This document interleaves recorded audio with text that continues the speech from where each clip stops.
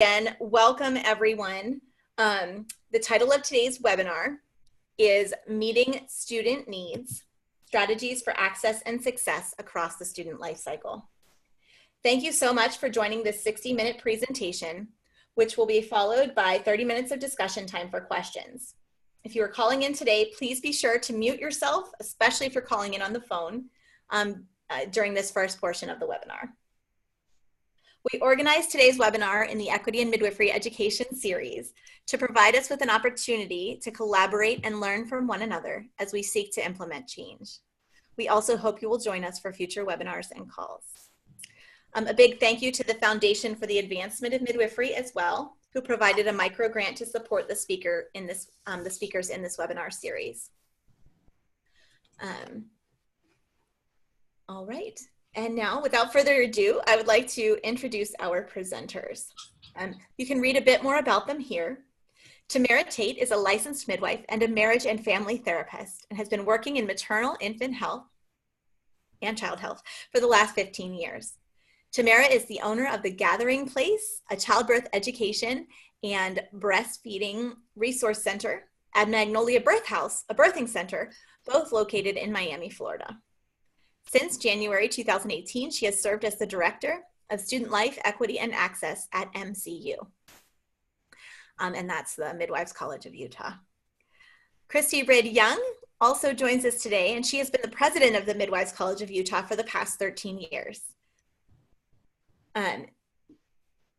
She is the former president of the Midwifery Education Accreditation Council and has been a member of US MIRA's steering committee for the last 7 years. She credits her 6 children, 7 stepchildren, and 15 grandchildren for the real-life lessons that influence her philosophy that everyone deserves access to education and the freedom of choice based on an understanding of all available alternatives. So now I would like to turn the screen over to our presenters. Thank you so much, Tamara and Christy, for being here with us today. I've got to switch over here. Kristen? Yeah, you're welcome. Let me stop sharing my screen.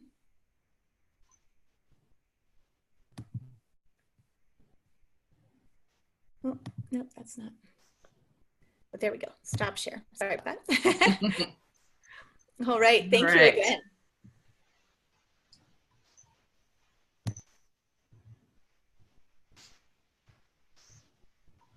All right. Can you all see the presentation?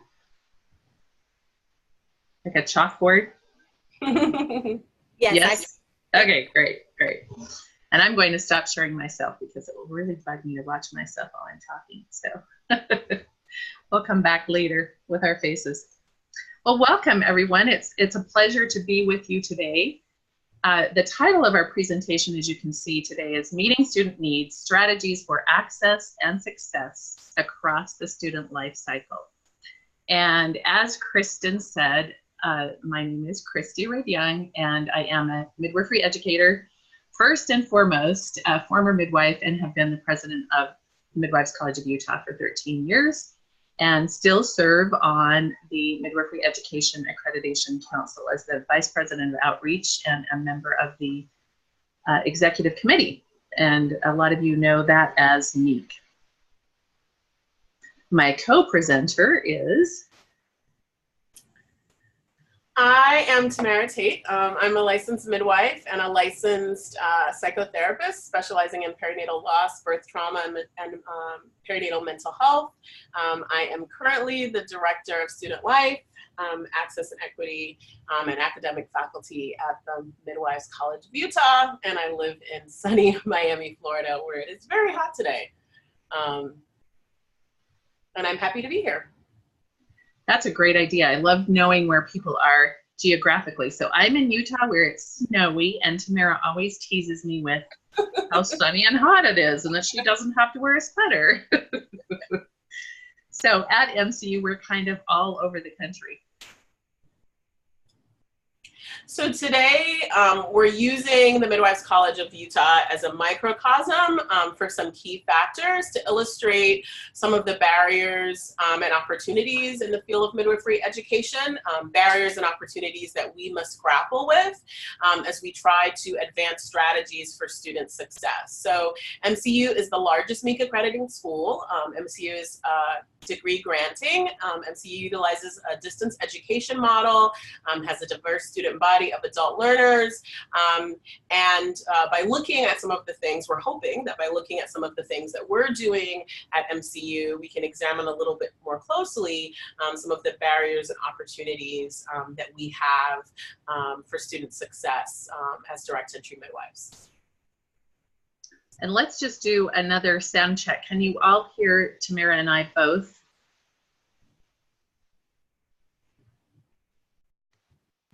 I definitely can. Okay, great. So let us know if we ever are not speaking up loud enough. I think we're both pretty used to talking loudly, but let us know if you can't hear us. That is true. So the first strategy that we have identified is the importance of figuring out who our students are. And this, of course, starts with accurate data. And data should examine both who we are serving and allow a student-driven success perspective. Simply put, the needs vary based on each individual student and the overall composition of the student body. Student voices must inform what we do along with our student data. So at MCU, we accomplish this in part through our own institutional research, where we combine quantitative data with qualitative narratives.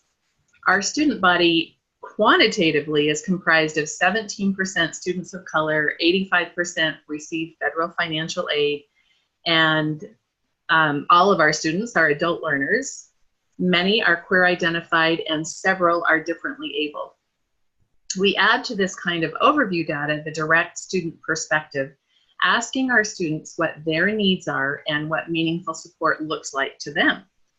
Why? Well, their stories are very powerful, and the student lived experiences need to be at the heart of our strategies.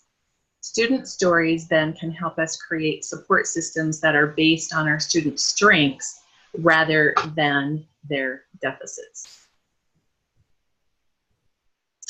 At MCU, we look at the data and the student-informed foundation, and we developed an ecosystem approach to student access and success.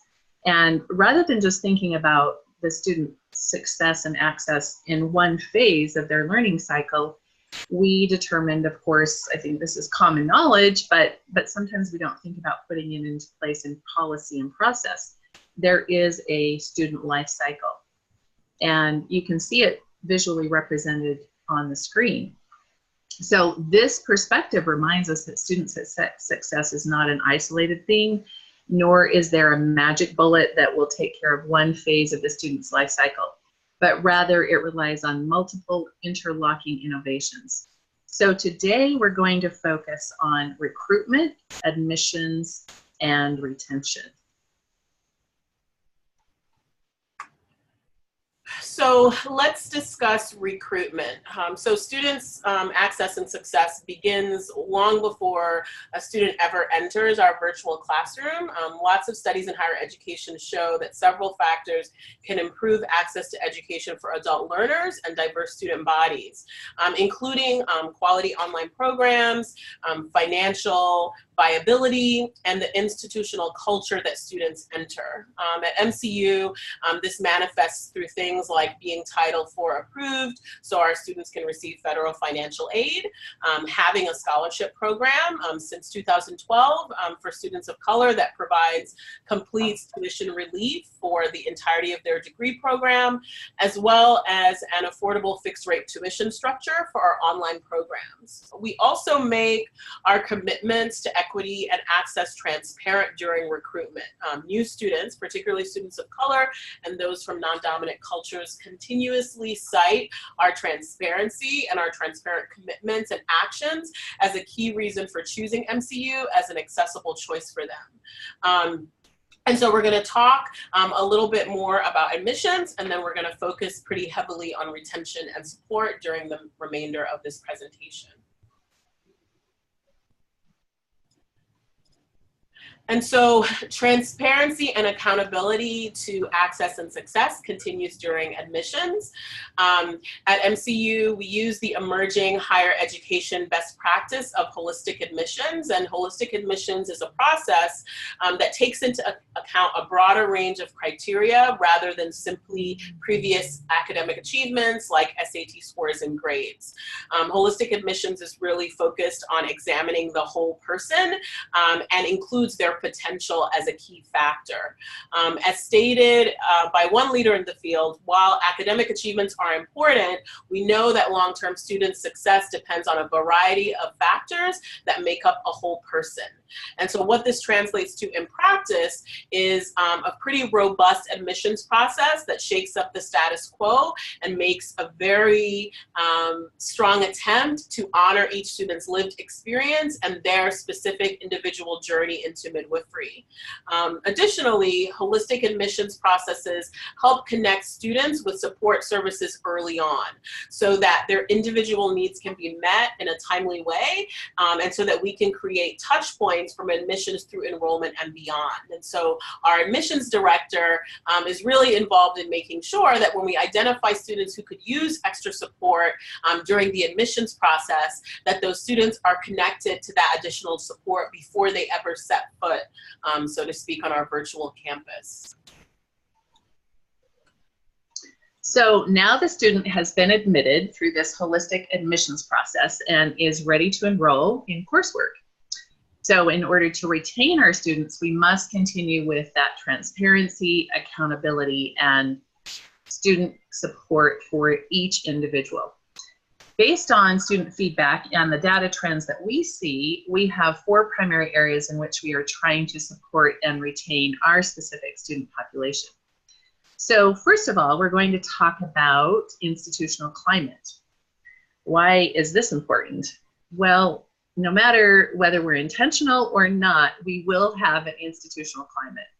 And it's important, we believe, that we create a climate around access, justice, and equity from the moment recruitment begins, clear through post-graduation placement.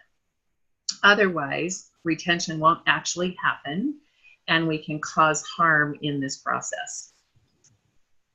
It's kind of like Alice in Wonderland. Would you tell me, please, which way I ought to go from here? That depends a good deal on where you want to get to, said the cat. I don't much care where, said Alice. Then it doesn't matter which way you go, said the cat. So an institutional climate always exists, whether it is articulated or not.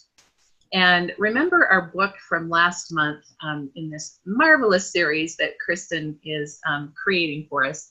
We talked about bandwidth recovery.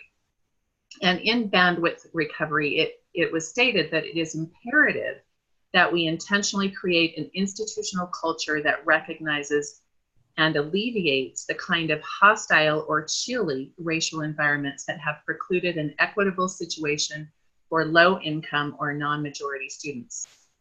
Let us not accept what Harvard psychiatrist Chester Pierce called mundane, extreme environmental stress as just the way it is on our college campuses.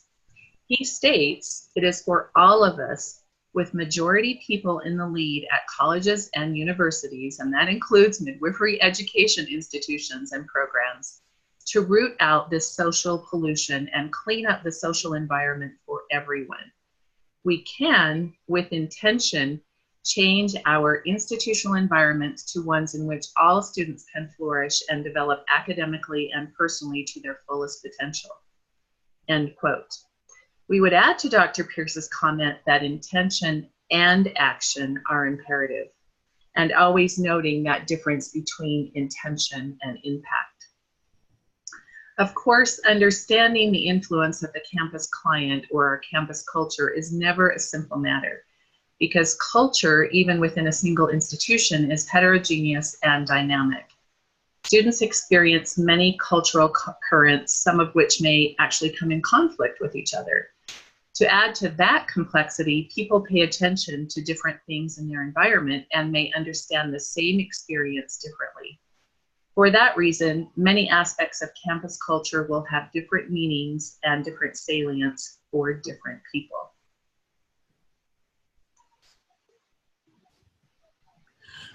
So there are many ways that institutions can create distinctive, cohesive cultures that support students' sense of belonging, their engagement, and their development. Stated values and mission statements are obvious articulations of an institution's culture. And we must also consider the impact of position statements. So this slide contains MCU's equity and social justice position statement, which highlights our commitment to continuously strive to create a safe space for all of our students. Another way we intentionally affect MCU's culture is through school-wide integration of communication models or ways of engaging with one another. All students at MCU and staff and faculty are exposed to the principles found in Crucial Conversations and Outward Mindset. These are two models that we've chosen to use, and of course there are many out there that we as educators may choose to use in our institutions and programs. So these models of Crucial Conversations and Outward Mindset gives us at MCU a shared language and a set of tools to deal with high stakes interactions, which we know there will be, where emotions run strong and opinions can vary. Our faculty and staff contracts require training in these models, and all students are immersed in Outward Mindset and Crucial Conversations through a required general education communications course. We used to waive that course if they had had former college credit in communications, but we don't anymore. The Crucial Conversations and Outward Mindset models are the basis also for our community rules of caring and our student code of conduct. So within all of our campuses, we always have teachable moments for moral and civic development. Often these moments represent responses to real dilemmas with no obvious right answer. And clashes of values can occur within or across groups. These conflicts can be especially powerful teachable moments because they require students to learn how to deal constructively with competing interests within a community. And that's one of the reasons we decided it was important to have a shared language and a set of tools. And using a model, a communication model, can also help our students and our staff and faculty realize the value of such tools. First of all, hopefully they see it in their personal lives, and that in turn brings the skill to their professional life.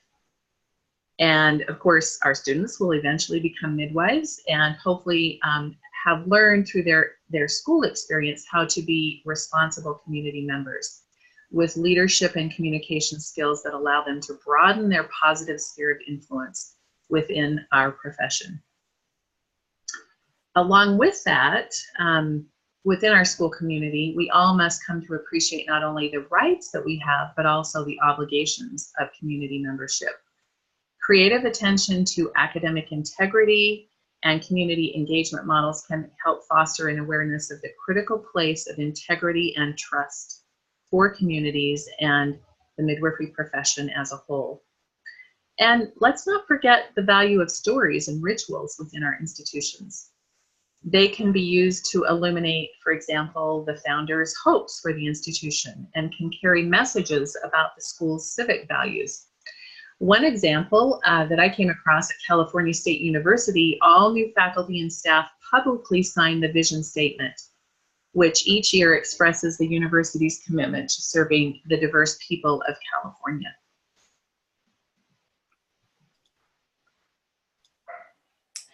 And so racial literacy is the first step if our goal, our ultimate goal is to achieve racial justice. And so if our goal as participants in sort of the global community or the national community is to achieve racial and social justice, and the first step is racial literacy. And so our focus for our institutional trainings for staff and faculty over the last several years have been on anti-oppression and anti-racism through the lens of racial literacy, or our ability to identify and recognize racialized subject matter, to discuss and address it in a confident and authentic way, to bravely engage the conversation, and to use terms, concepts, and constructs accurately. So ongoing racism and anti-oppression training, which used to be optional, is now required for all faculty and staff. We have a racial literacy and inclusion learning series that's continuing a year-long effort from 2017 through 2018, which covers a variety of topics, including gender affirmation, nurturing and supporting communities of color, supporting first-generation and low socioeconomic status students, improving accessibility and learning preferences for individuals of differential abilities, including cognitive and physical limitations, and also individuals from different religious and spiritual communities. This targeted racial literacy training that was undertaken had the goal of ensuring that students see themselves reflected in their faculty and staff, beginning with the education of the entire faculty and staff on racial literacy concepts, by implementing equitable hiring practices and addressing issues of retention for marginalized students and employees. And also, MCU currently has at least 30% of its bachelor's major math classes taught by individuals of color. And that's really important to us given the demographics of our student body.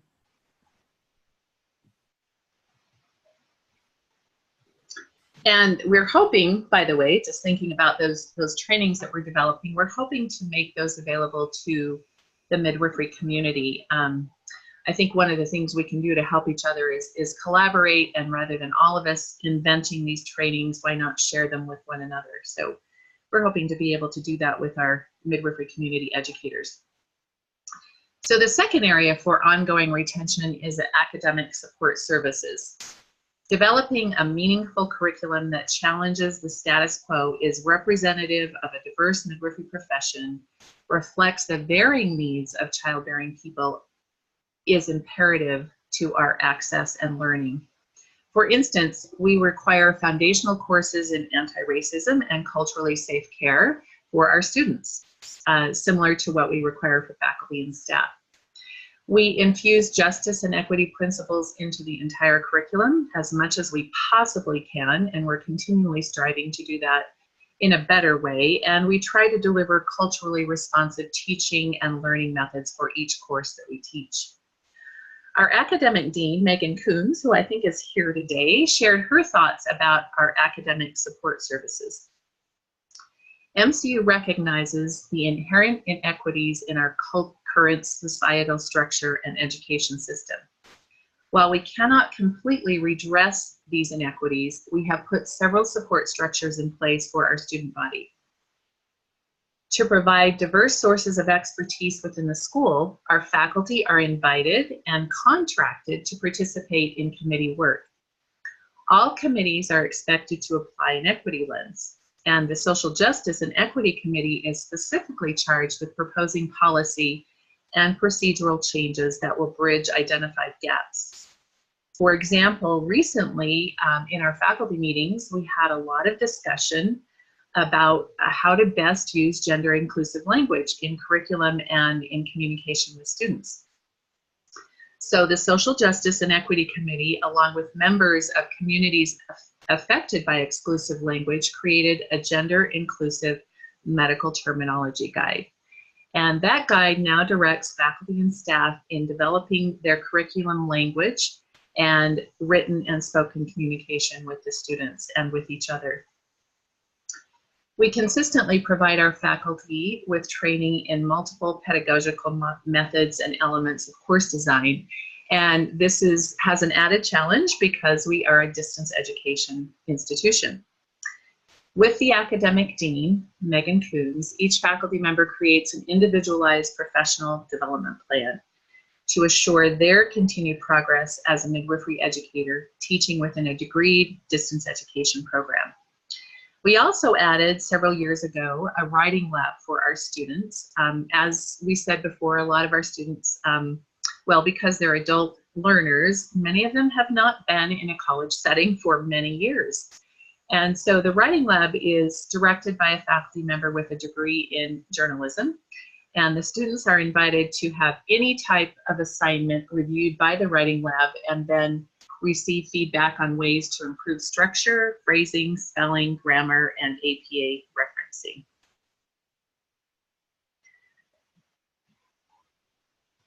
The academic dean goes on to state that our curriculum is currently and constantly being updated or revised. We are in the process of finalizing a framework to review our curriculum so that it's more consistent as we evaluate each course. Scaffolded assignments that align with the student's phase of development have been incorporated. And one example is our public health course, for example. Students complete this within the first year of the program, and one of the assignments, the final assignment, requires the student to write an essay of 6 to 8 pages. And that final essay is a compilation of multiple assignments of 1 or 2 pages in length that have been submitted throughout the term. And they're receiving feedback from their instructor throughout the term on those assignments that are 1 to 2 pages. And then toward the end of class, the progressive assignments are arranged in essay form for the final submission. In this way, students are walked through the process of essay creation while learning the writing skills and receiving continuous feedback from their instructor. So that's just an example of a scaffolded assignment throughout that course curriculum. Another example of progressive pedagogy is demonstrated by the requirement that all beginning courses have clearly defined assignment rubrics. So as students advance through the program, the differing needs of each learning phase is identified and assignments are created accordingly. For example, then in the final year, some of the assignments do not include rubrics, but identify the student's mastery and allow them to do some outside the box thinking and exploration of topics of their own choosing. Another teaching and learning method that is really valuable is that of group work. And this was identified as a very strong pedagogic component in bandwidth recovery. Group work is an essential component because the students are teaching one another, and we all know that there's no better learning than when you're asked to teach someone else a principle or a concept. Incorporating problem-based learning approaches where students work together on a real-world concern to find a solution that they feel is appropriate is beneficial and helps them also see themselves as midwives. A few years ago, we did a huge curriculum revision and actually added to our graduation requirements and became a bachelor's degree program only school. We used to have an associate and a bachelor's degree. Now we have the bachelor's degree for entry-level midwifery and then a master's degree that is based on research. When we revised the program, we wanted to better integrate the clinical experience with the academic program. It kind of was like a standalone before, like you have your clinical requirements and you have your academic requirements. The benefits of integration are multiple. First of all, students see the midwifery application of their academic learning on a consistent basis. Concepts and ideas taught in the classroom are reinforced in the clinical setting and vice versa. And hopefully when a student has something come up within the clinical setting that they are wondering about, they will dive deeper into the theory of that particular clinical experience. Another important aspect of our coursework is the creation of client handouts, e-portfolio for the student's future midwifery practice, practice guidelines, and exam tools. And these assignments intentionally were created to ensure that the student can apply them to their future midwifery practice. Another aspect of linking theory to practice, we now require all of our students to come to Utah 3 times during their tenure as a student. And we call these our integrated assessments.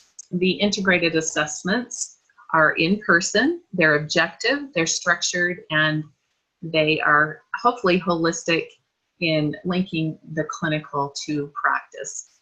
This allows us and the student to identify any gaps in knowledge, skills, and behavior before that student moves to the next phase of their learning. We used to hear that, from preceptors, from our field faculty, that the student is here with me in this clinical placement, but they really don't seem to understand the theory behind what we're doing, and sometimes vice versa. Sarah Carter, who is our integrated assessment coordinator, says, the integrated assessments were designed to measure how students are linking what they learn in a classroom with what they learn in clinical practice.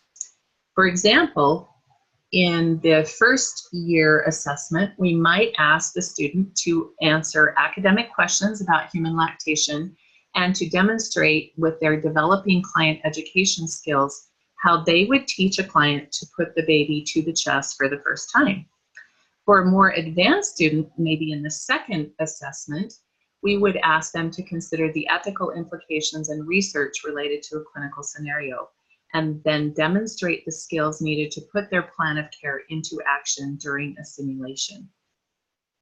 This has the double impact of giving us a chance to check for the gaps in students' preparation and development, and also hopefully encourages the student to self-evaluate and reflect on how they've learned and how that learning interweaves with their professional practice after graduation.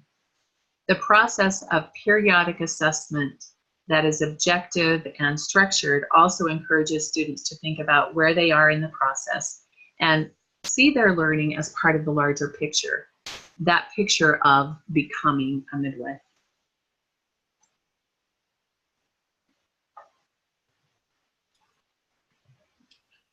So the next part of this is developing integrated student services. And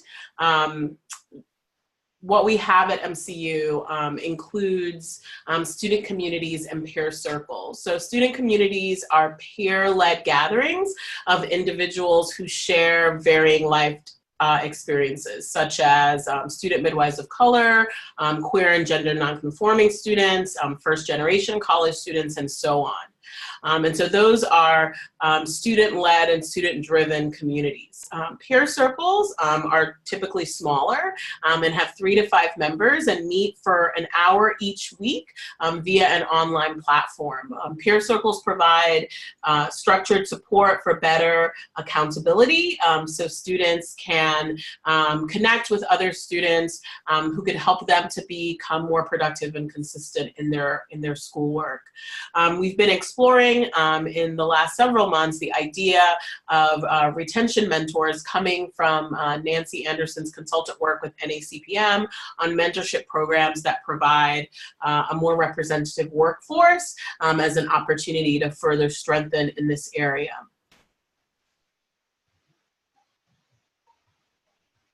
So one of the things that I thought was super cool when I became part of the Midwives College of Utah 2 years ago was the House Mentor Program. As someone who went to boarding school and lived in a dorm at a very young age, the idea that there could sort of be virtual dorms or virtual houses in a distance midwifery program was super innovative to me. And so the House Mentor Program is run and supervised by Cheryl Furr, who's our Director of Student Services. And House Mentors are designed to put each student, assign each student to a mentor and a peer community or house, which they're part of for their whole journey or time at MCU.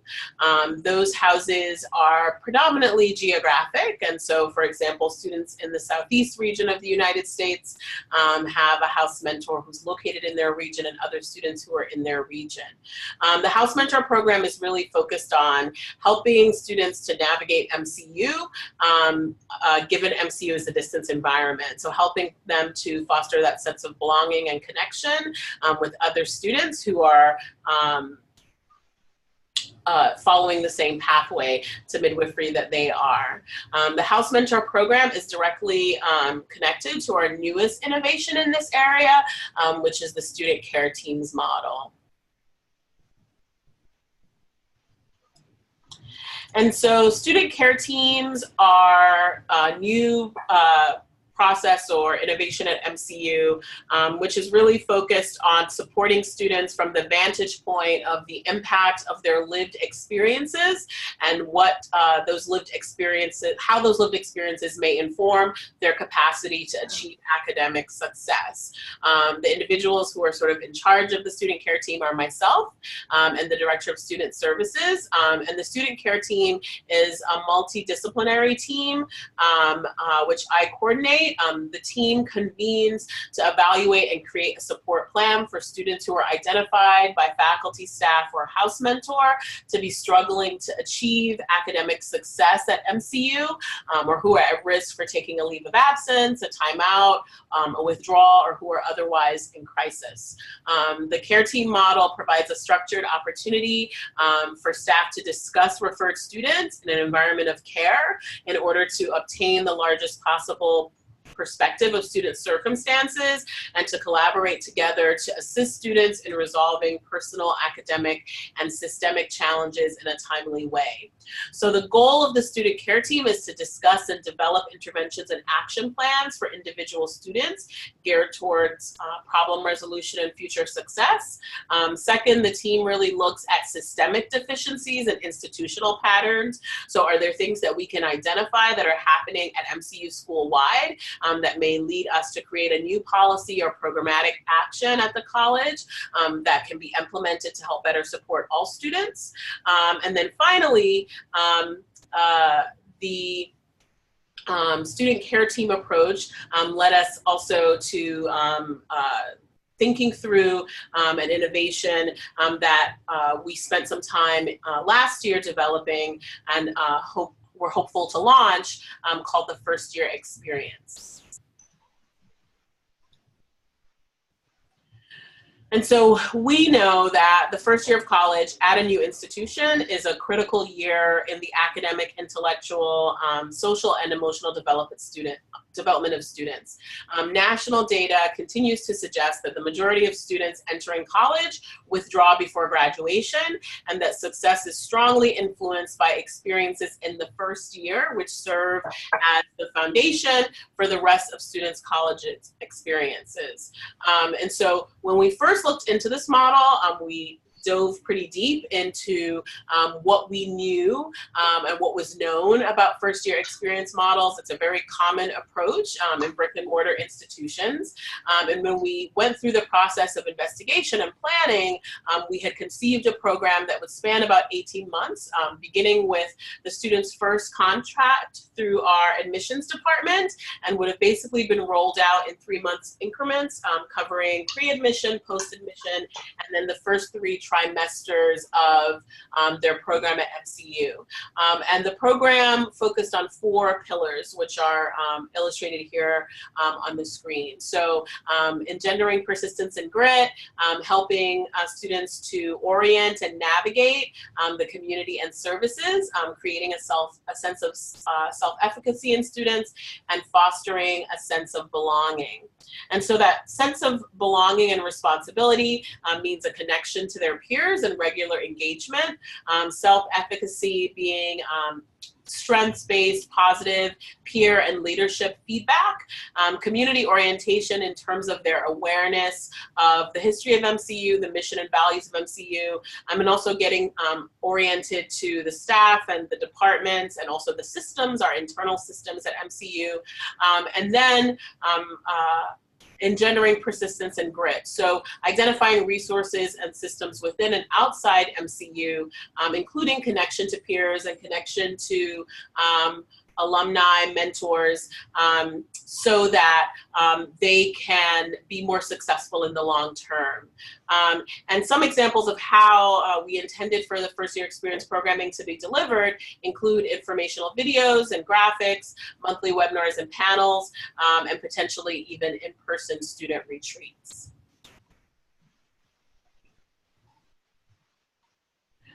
And so there were some limitations to us doing this. Staffing needs, budget limitations. And so what we determined after spending some time exploring this idea of a first-year experience is that there were ways that we could implement some aspects of the first-year experience at our current staffing levels. And so we made those shifts and changes and have begun to implement them over the course of the last 6 months. So we now offer our admission director, Melissa Smith-Torval, and I offer admissions open houses. And these are an opportunity for prospective students to ask questions. They are now required for all of our incoming students, just to make sure that we're fairly certain that students are getting sort of the same exact baseline information, an opportunity to ask questions about the specific parameters of MCU, and also have a broad awareness of what they can expect. The Director of Student Services and I also do post-acceptance orientations. And so that's basically, you've been accepted to MCU, what's going to happen next? And that allows students to prepare for, those first couple of weeks and months of being new students and having an understanding of what we're going to ask of them now as incoming students at MCU. We've also implemented the house mentors and myself, along with the Director of Student Services, have implemented first year and phase specific seminars. And these seminars focus on topics from time management to transitioning to the primary phase, of being a student midwife under supervision, just to help orient students to these different milestones that are part of their growth as students, and also creating student experience videos. So ways for students to connect, or prospective students to connect with what the experience of being a student at MCU is like, and have sort of a bird's eye view that can help them to have a better understanding of what to expect on our virtual campus. You might recall in the book Bandwidth Recovery, the author states, many first generation, and I'll add to that first year, non-majority and economically insecure students feel like they're in over their heads at college, with belongingness, uncertainty, identity threat, and money worries dogging them every step. A 2014 Federal Reserve survey reported that 1/5 of adults in the US had attended some college but did not have a degree. And the two most common reasons cited for non-completion, particularly among Black, Hispanic, and female respondents, were, you probably have guessed it, family responsibilities and the need to work. This is an ongoing challenge for our students and definitely affects their ability to stay in school and complete the degree and become a midwife.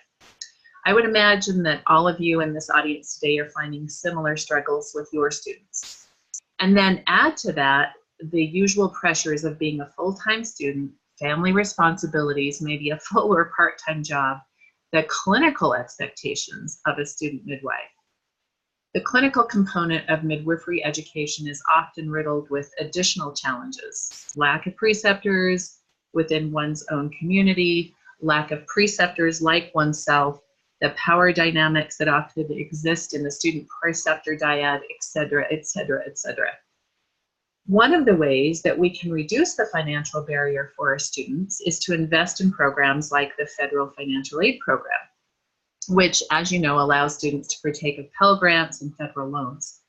However, the more tied we become to federal programs, the more we are controlled by federal regulations, which often cater to a universal population. In fact, anytime we create a school-wide policy, it intrinsically treats everyone the same, right? And we find that these universal approaches cannot necessarily root out group-based discrimination and may actually deepen inequality between groups rather than reduce it. So we probably, like you, are constantly managing this tension between universalism and targeted approaches that support first-generation, non-majority, and economically insecure midwifery students. We've been exploring a third way, and that is targeted universalism. And this video, which I hope you can hear, explains a little bit more about this approach.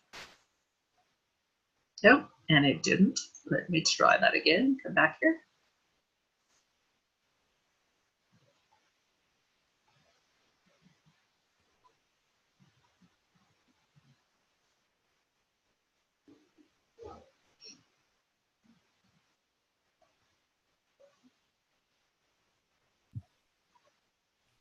I don't hear anything yet, Christy.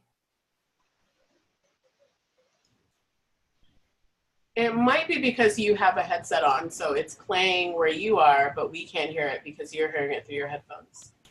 Oh, good thought. Let me undo my headset and let's see if we can make it so everybody can hear.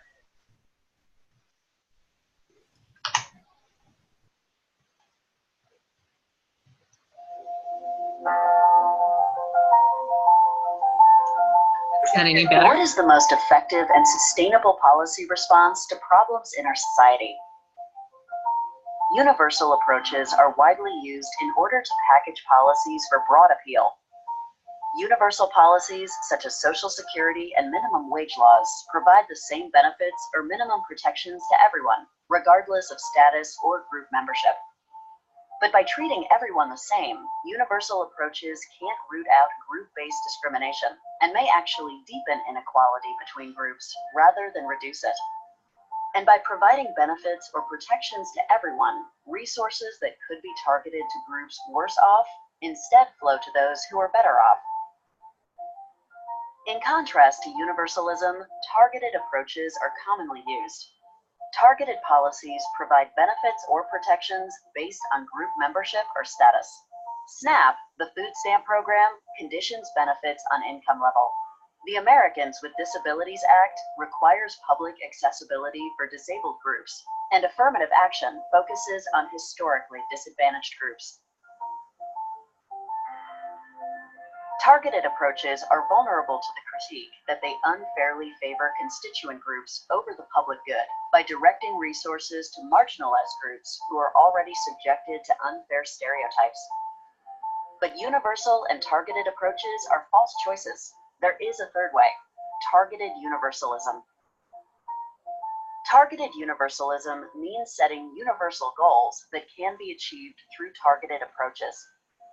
This approach targets the varying needs of each group while reminding us that we are all part of the same social fabric.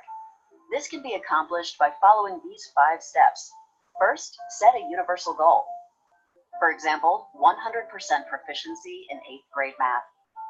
Second, measure how the overall population fares relative to the universal goal. In this example, we might discover that only 80% of 8th graders are proficient in 8th grade math. Third, measure the performance of population segments relative to the universal goal. So although 80% of all 8th graders are proficient, we might find that only 70% of Latinos are proficient. Fourth, understand how structures and other factors support or impede groups' progress toward the universal goal. For our Latino students, classroom instruction materials and lessons designed for English speakers may impede learning, including math proficiency. Finally, implement targeted strategies so that each group can achieve the universal goal based upon their needs and circumstances.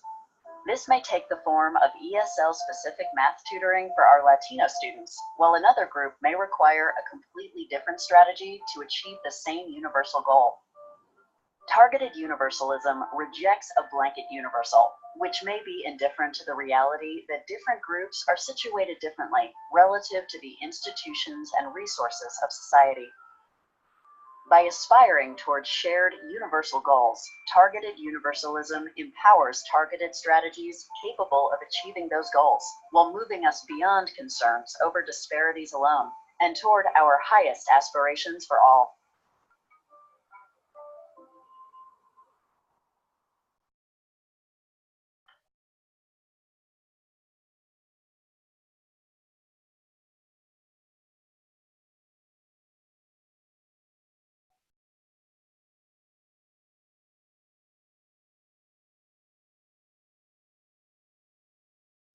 All right, can you all see the screen again?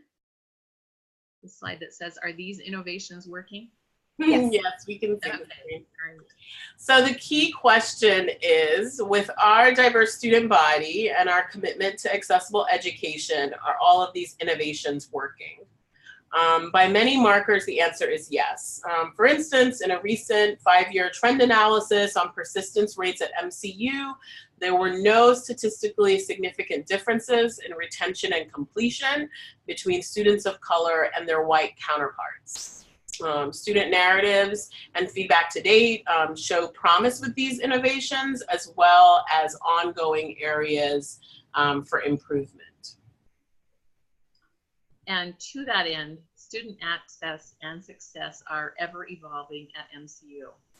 There is no getting it perfect, and we have lots of work to do. And I dare say we have lots of work to do within the midwifery education community.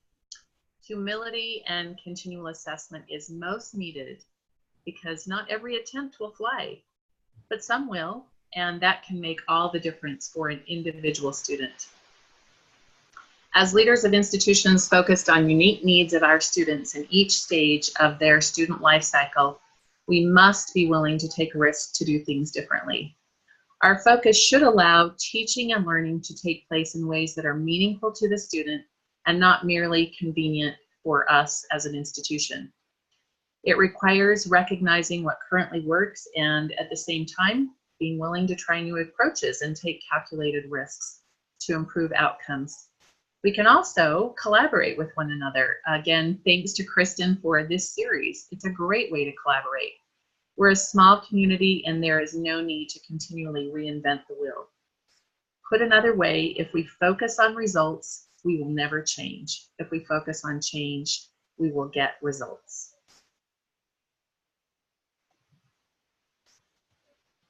And that concludes our presentation. So we'd love to have any thoughts that you would like to share in this spirit of collaboration or questions.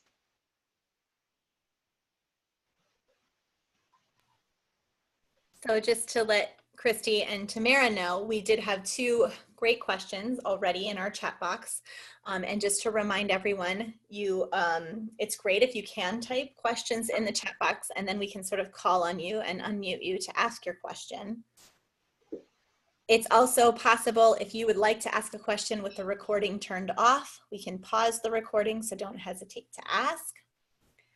I'm wondering, before we jump into questions, if you're willing, in the chat box, if you have access to it, to type institutions that you're associated with, if you're willing, just so we can get a sense of, the institutions, and then maybe Christy had mentioned where you're located geographically, because that can be kind of interesting as well. So as we kind of start our questions, perhaps if you're willing to put in the chat box your institution and where you're located geographically, your own self.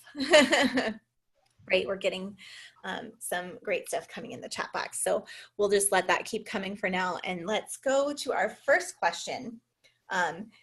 You'll have to tell us your name when you unmute yourself. We have a question from the National Midwifery Institute staff. And it's about preceptors and requirements, I think, for anti-racism training, I think was the question. Do you want to be able to unmute yourself, whoever's here from NMI staff? Sure. My name's Erin Ryan. I'm with National Midwifery Institute, and I was just curious. We've been really struggling with trying to decide how much we can require preceptors to do, because as we all know, they're so difficult sometimes to find a preceptorship. So are you requiring anti-racism and inclusion training for the preceptors as well as your staff? We are not yet requiring it. We struggle with the same thing you do. How do we require and have that leverage when we're not necessarily paying our preceptors? And, then the question becomes, how can we have the budget and the financial support to pay our preceptors? So we are encouraging it, inviting, and if our clinical administrator doesn't mind me putting her on the spot, I think she's here. Kaylee, would you be willing to speak to the clinical department's plan to, quote, require these trainings?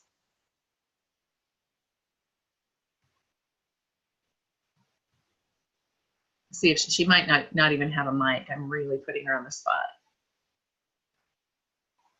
I'll give her just a second to see. There you are. We can hear you. Go ahead. Thanks, Kaylee. Hi, everyone. Yeah, so this is something that we've definitely struggled with for sure, is how to get preceptors to attend these trainings and eventually require it of them.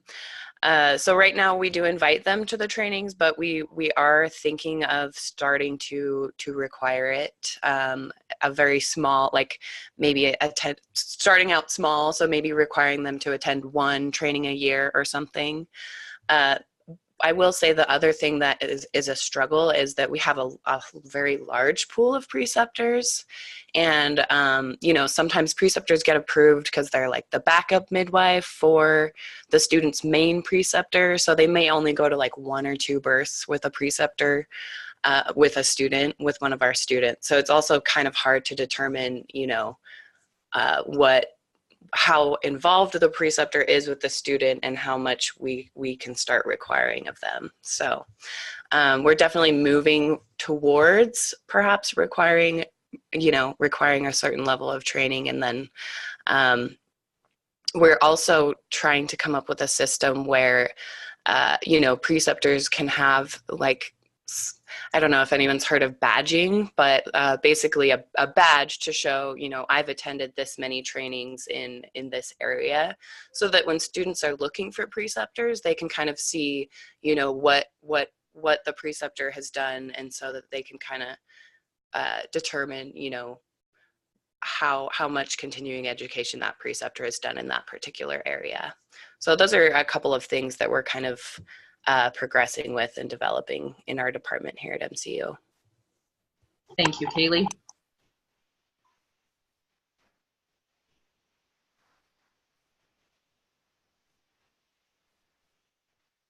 I think at last year, I think we've also had just the same kind of, I feel like we're having that parallel issue. We do pay preceptors a tiny bit if they choose to go through the process of being, they have like a certain name, community preceptor or something. They get a little bit of money. So that might make it a little easier, but I think it's still the same struggles over here in Washington with our hybrid program. Yeah. I'd love to see our midwifery community tackle this with, you know, the idea of badging. And I know this has been discussed before at MANA, and I've discussed it with NACPM. So having preceptors self-evaluate and, you know, have motivation with some recognition of the kind of preceptor they are and the kind of education that they have. So I think it's something we could work on as a community. It definitely has come up. You know, we've been doing these calls and webinars now for 2 years, and if it hasn't come up every time, it's come up almost every time. So it is a priority need area, I would say. So I agree with you. Perhaps we have to take it to that different level. I'm seeing Cheryl reminding us that MCU does incentives for preceptors to take continuing education courses, which is great. It is like a benefit for a preceptor. So that is one way we pay the preceptor to, you know, offer them our 4 credit courses for no charge, depending on their level of engagement as a preceptor.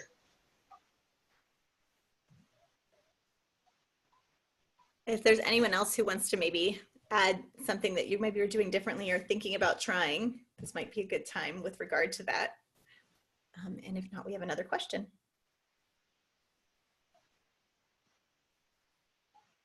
Christy, I think if you wanted to stop sharing your screen, then anyone who wanted to share their video could do so, and we would sort of see that. Oh, perfect. An option. So if anyone wants to share your video, we can try it. If it starts crashing everyone's computers, we can turn them back off again. But for our second question, before I plow ahead, did you feel like you got your question answered for now, or did you want to add anything? No, that was great. Thank you so much. Our second question that we had, and you'll have to pronounce your name for us if I do it wrong, Zoradita, has asked about recommendations for dealing with the challenge of using gender inclusive language in the clinical setting. So if you'd like to unmute yourself and go ahead and ask what you're thinking. I can unmute you if you need help. Here, I think, am I on? Yep. Mhm. Okay. Yeah, I don't know why I appear like Soradita, but I'm Soraya. And yeah, it's okay. And yeah, both for the student who comes, student who is in transition gender-wise, and also in the clinical setting when working with a patient that is also transgender. And in my case, I had a situation where a patient giving birth who was a he, and so it was a very difficult, especially new situation for the staff and the student to have to deal with the case. So I'm just wondering if there's anything new. And I understand that when we use the wrong pronouns, so you just apologize and keep talking to the patient, but it is new. And if you have any thoughts and any recommendations, thank you. Tamara, how about you take that question as the chair of our Social Justice and Equity Committee? I was totally going to put that to Mel on the call. Okay, you can do that too. We can pick on our staff that is here. I'm happy to answer the question. I was just going to unmute and say, you want me to take that? I saw that coming. Thank you for the question. It's actually a really important question. I appreciate you asking it. In the clinic setting, your solution for making a mistake is absolutely appropriate. And it is okay to apologize as many times as you need to, and you can tell your staff that. Just keep retraining your brains when you're engaging with someone, whether it's they, them, their pronouns, or he, him pronouns. Just keep apologizing and just keep doing everything you can to train your brain. As far as using medical terminology terms, my recommendation is in the clinical setting, whatever the patient or client identifies as the terms that they prefer is the terms that should be used in the clinical setting.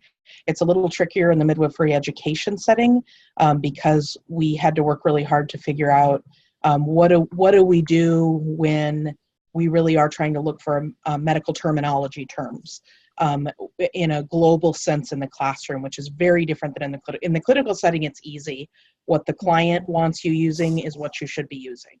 And you may make mistakes. Make notes so that you know what the patient prefers, what the client prefers. Make those notes in the chart so that you can reference back to them later when you're going to engage with the client every time, so that you keep using the correct terms. And within the classroom setting, the terms need to be just as inclusive as possible. So we've required our faculty to make an effort toward avoiding terms that are harmful to our transgender students, but also to use conjoined terms. So you might say an example of a conjoined term would be breast and chest if you're talking about breastfeeding or chest feeding. Sorry, I'm popular as usual. Do this the whole time I'm lecturing too. So again, those are two different conversations, but you seem to be specifically asking about the clinical setting, and so that's my recommendation. Thank you. Thank you.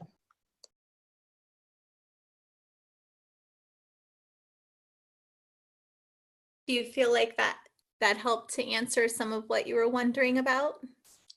Yes. Yeah. Thank you. Yes, it was helpful.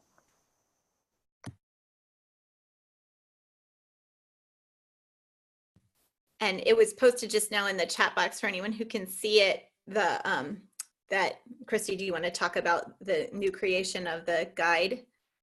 I mentioned this in our presentation, but this was a big need, you know, just how to use the language appropriately to be inclusive. And so we did develop with students and others who are used to being excluded. That's a very important point. We did not develop it ourselves, but we had people whose lived experience it is to be excluded help us develop the guide.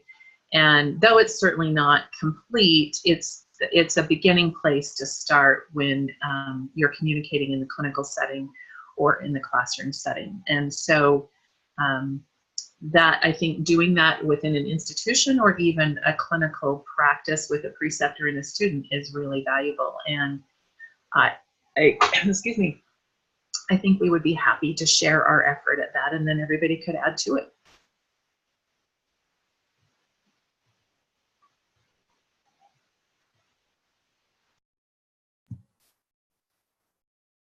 Is there anyone else on this topic who wants to jump in before, because then we'll be kind of switching to a different topic with the next question.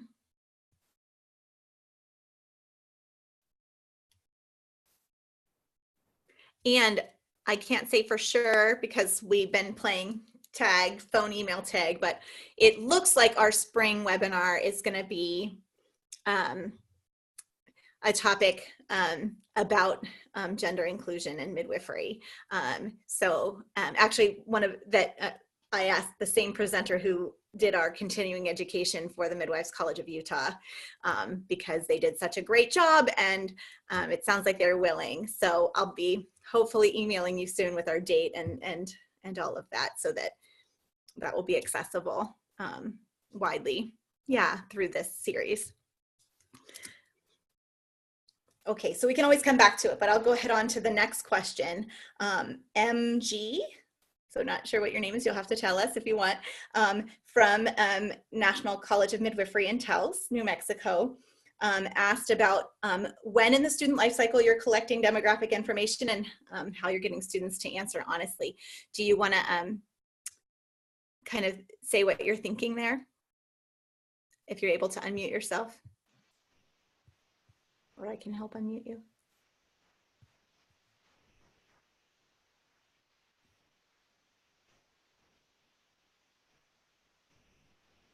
Oh. MG might not be able to unmute. So that, I think the question was, when in the student life cycle are you collecting demographic information? And then how do you get the students to answer honestly? We are collecting it when the student first applies, and when they become part of our student information system, there is demographic information that they have to answer there.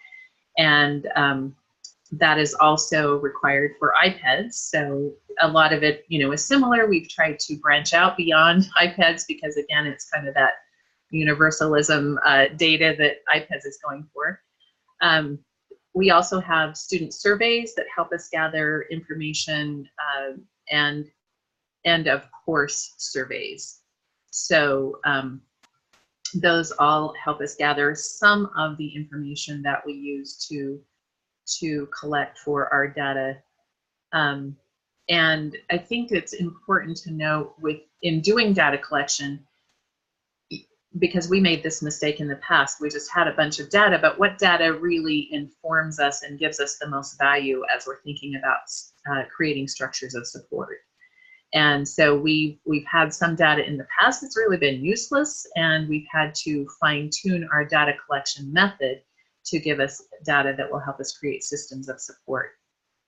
But initially, it is created when the student first enrolls, and it is a requirement. You can't really enroll without filling out that data. Whether or not it's accurate, I suppose depends on the student. It is stated in the process that will remain anonymous. So some of it is tied specifically to the student's name, and then in other data collection settings, it is specifically anonymous, and so the students may feel more free to share. You want to add anything to that, Tamara? I think what I would add is that it's student reported.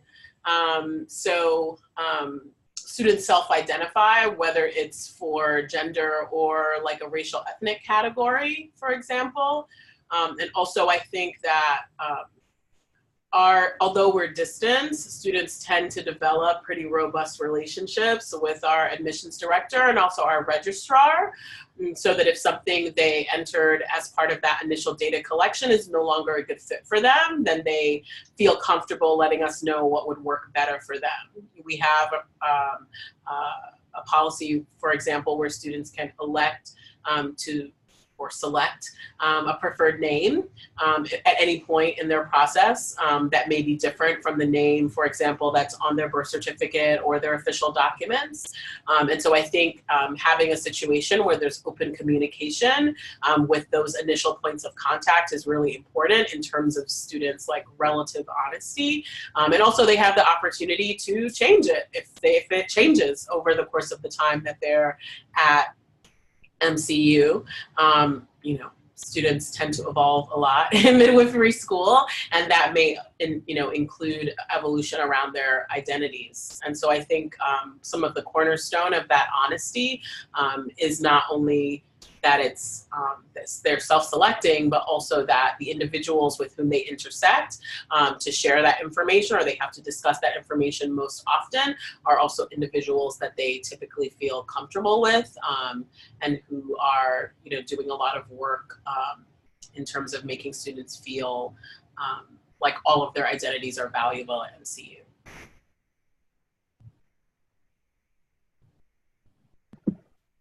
I just wanted to add, I said it in the chat, but in case it wasn't seen, at the outset, applicants do have the option of checking the box that they elect not to reply to the race demographic. We don't see that very often. It's not very common in our applicants, but every once in a while, someone will elect to check the box. And it can vary what their race is. As I move through discussions with them, they'll often disclose more about themselves than I might find out or discover. But that's, again, way the exception to the rule.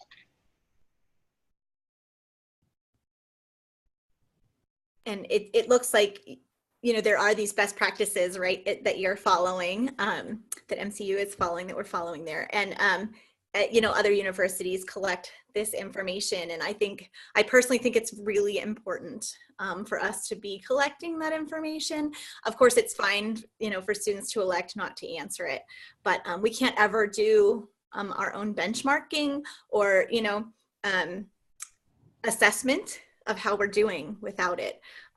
It's just part of what we need to be thinking about to see if we are meeting our goals for supporting students. So, I mean, I think this is particularly pertinent when we consider the ongoing, I would like to call it a conversation, but I think conversations are two-sided, but the ongoing discussion, how about that, around, diversity or lack of diversity of the CPM and the fact that it's not possible currently to actually look at data by race, ethnicity, or gender, or any other categories you might be interested in of those who currently hold the CPM credential. So I think while sometimes labels are used to be exclusionary, as you said, we can't do assessment in many cases if we don't know where we're at.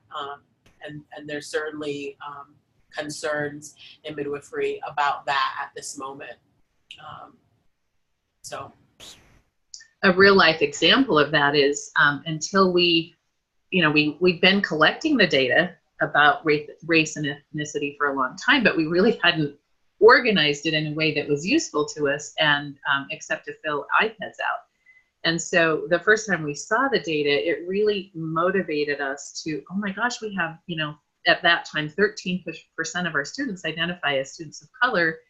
We don't have enough faculty, for these students. And so it caused us to make a more concerted effort to increase our faculty of color so that our students of color would have faculty that they can identify with. And until you have that information, you may not, see the changes that you need to make. So it's definitely valuable in helping us assess. And organizing the data and looking at it on a consistent basis are two important principles that we have discovered are very, very useful. And the ACNM has prioritized this, and you can look over the last year or two, I think maybe 3, you know, they've been starting to assess it, you know, among their own students. So I like to see both, you know, both sides of our regulated profession, you know, working towards these goals. Anything else on this topic before we kind of move? We're going to actually circle back to where we were before, unless there's something else to come up right now. Jennifer Helsell from National College of Midwifery. Do you want to just say out loud about the preceptor opt-in list? Is there anything? If not, it's okay. Can you hear me? Yeah. Awesome. So yeah, it's a list that was created for the whole community. Really just a way to try to connect more preceptors with, or students with preceptors. So each line is actually specifically assigned to each preceptor, so they can edit it as they have availability or as they have changes in their identity. And we could, the idea came up when we were talking about the badges. So the idea maybe would be that we could add some sort of like completed, you know, cultural awareness training or something like that. It could just be another column. But yeah, it's great. I added the link into the chat for everybody to check out, and you can contact Cassandra Joff for her email address is in there if you would like to be added to the list.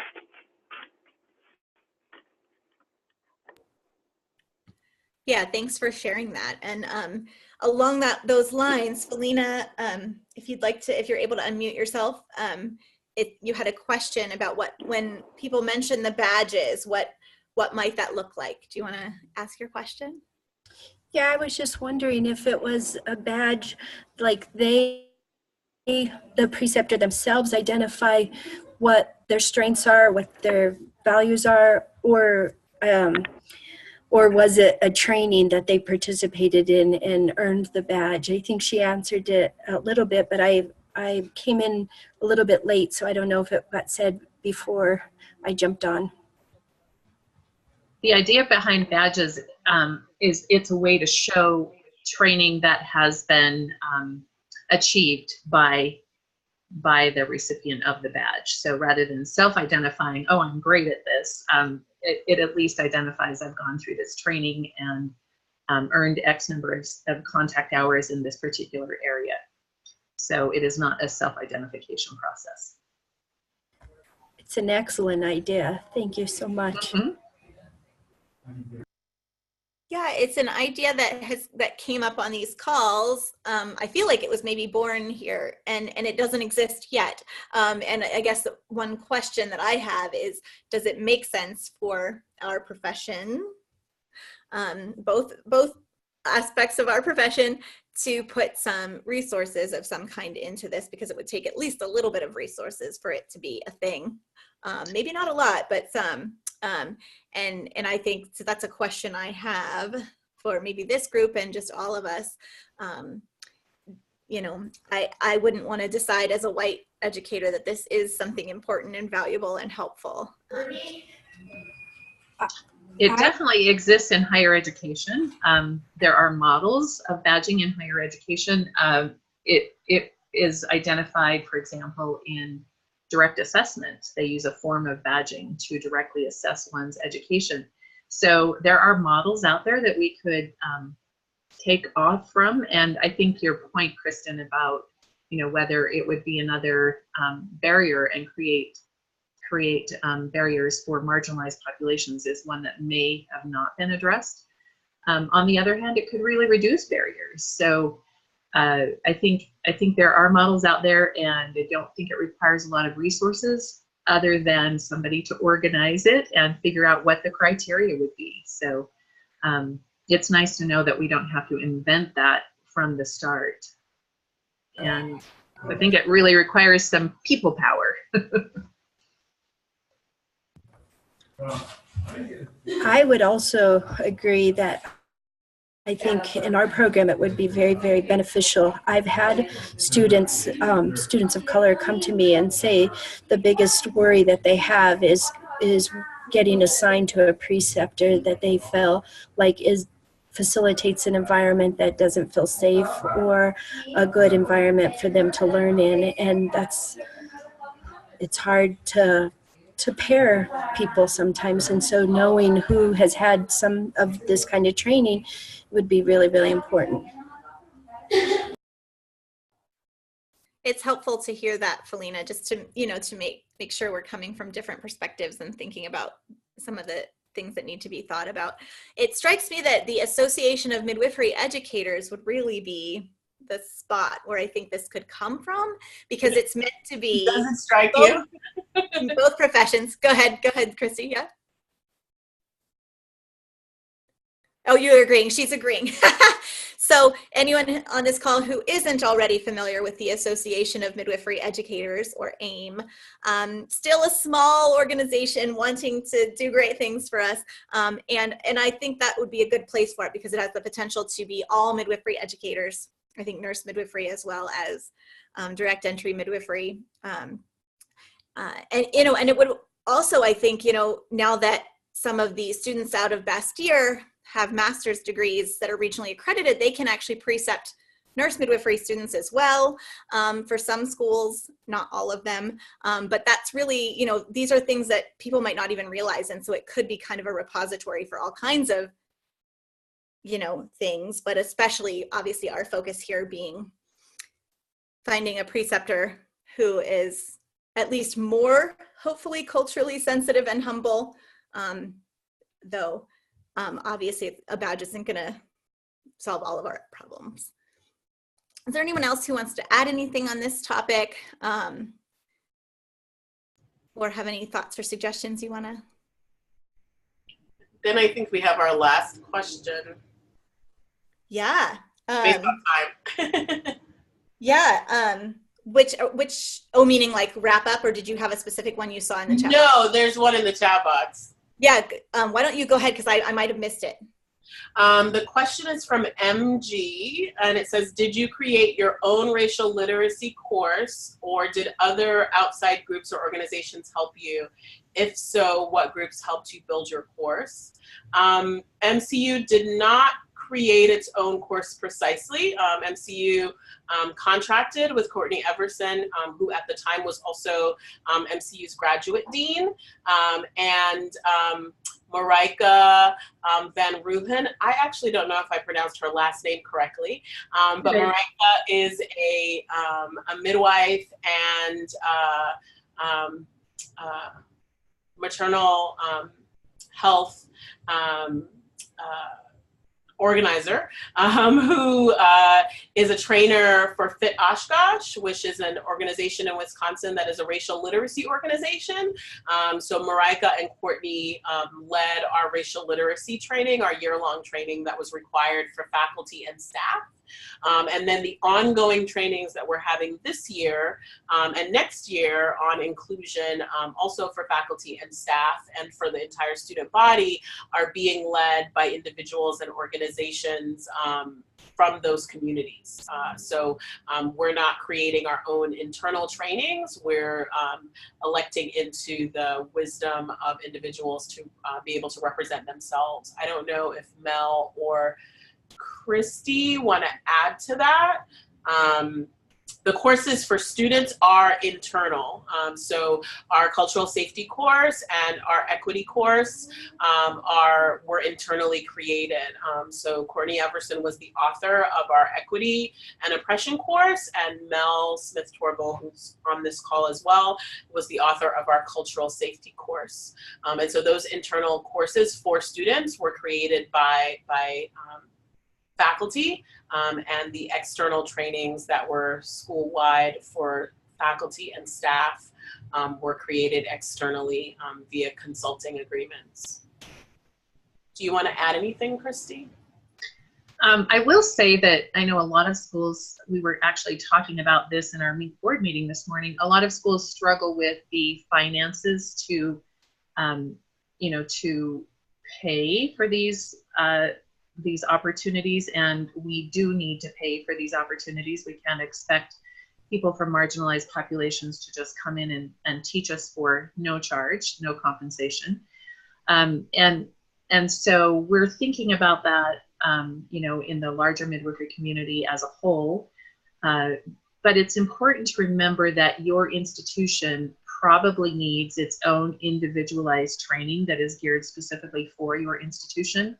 And, you know, so that tension between how do we pay for that opportunity and how do we at least have a foundational kind of training. And we first started with, you know, bringing experts from our local university, and we had to pay them, you know, frankly, quite minimally, because they did it just out of the goodness of their heart, and they were doing it as a community service. And, you know, we were able to pay them something. And then that expanded to, I think, being able to have very fair compensation for Courtney and Marika to create the training for us that they facilitated. But I think if you're starting from scratch, just start with something foundational. Again, in a program that we're calling our Well Midwife series, we're hoping to offer some foundational trainings for racial literacy and cultural sensitivity. And so start with that, something that you can bring into your faculty and staff and students that is maybe less individualized. And then as you can build up your resources, individualize that training for your particular institution. And I would say kudos to MCU's board of directors for deciding to put their money where their mouth is, so to speak, by not just having a position statement or a statement of philosophy that isn't grounded in, you know, allocating the resources to help faculty and staff do the work, whether that is appropriately compensating speakers from communities who are coming to our school to share about their experiences and to offer their knowledge, or to allocate funds to provide these kinds of trainings.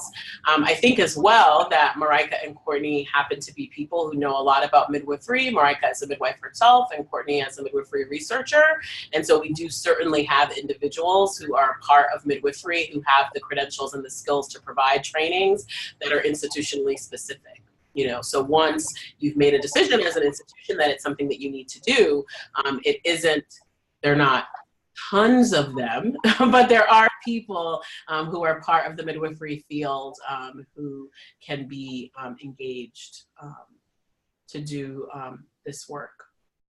I just wanted to say real quick that it's important to recognize that this is not a one and done situation. In addition to being committed to putting every faculty member, both new and already established, through these racial equity trainings, MCU is also committed to ongoing training. So we're committed to at least once a term continuing education with our faculty and staff to make sure that we're not just, okay, good, check that off the box, but that we're committed long-term to continuing the education and continuing the discussions. We're doing continued trainings in each faculty meeting every month, following the big, you know, we have a series that we're in the middle of doing right now for our faculty and staff. And then we're also doing examples and vignettes in every faculty meeting. So really having it become a culture of commitment versus, oh, good, we took care of that. But actually, like, the commitment needs to be long-term, not just once or twice. Thank you for all of that. So important. And I included some links as well to the Equity Midwifery website with tons of resources about, you know, related to building your curriculum, developing some faculty and staff training. I agree it does have to be institution specific, but we have started to try to share resources with each other as well. There is a webinar by Wendy Hughes Gordon. Sorry, she's not Hughes anymore, Wendy Gordon. And gosh, that's how long I've known her, I suppose. And Safia McCarter, one of our first webinar, and that is available for continuing education as well, that describes the process at Bastyr. And so hopefully we can just continue learning together, and that hopefully will be kind of wraps us up here for today. We were out of time, so thank you everyone so much for being here. Thank you to all the support staff for the Midwest College of Utah who were able to fill in as well, in addition to Christy, Red Young, and Tamara Tate. Thank you so much. And I do hope you'll all look in your email for our next upcoming webinars and calls. And I think that's probably good. Kristen, there is one question. Does the chat box, there is a lot of valuable stuff in the chat box. So does that stay up when people watch the recording? It doesn't. I don't think it's in the recording, except it might be a little bit at the end here.